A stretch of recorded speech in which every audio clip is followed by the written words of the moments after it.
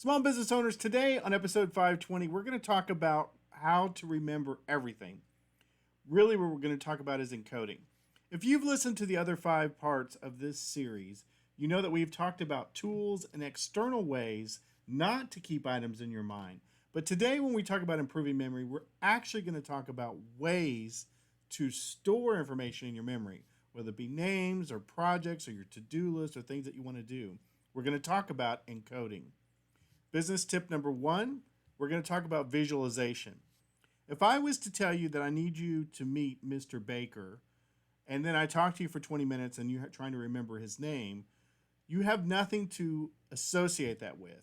But if I told you to visualize a baker, you can remember a baker with a little white hat, and you may have a cartoon character or somebody you know that is a baker. You remember visual representations better. So the first thing you want to do is to visualize whatever it is that you want to learn or memorize. Business tip number 2 is going to be about association. You want to associate that with something that you already know. See, memory builds upon itself, and it builds on things with association. We go back to Baker.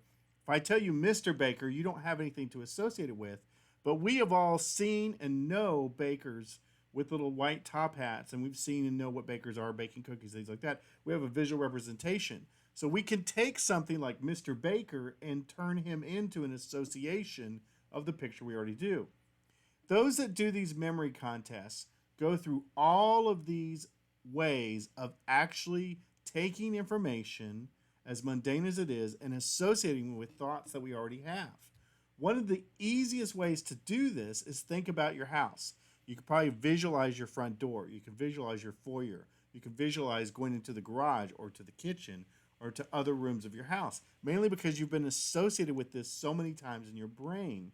Which brings us to tip number 3, is that you're going to take an unknown element and spatially, visually associate that or peg it with something known.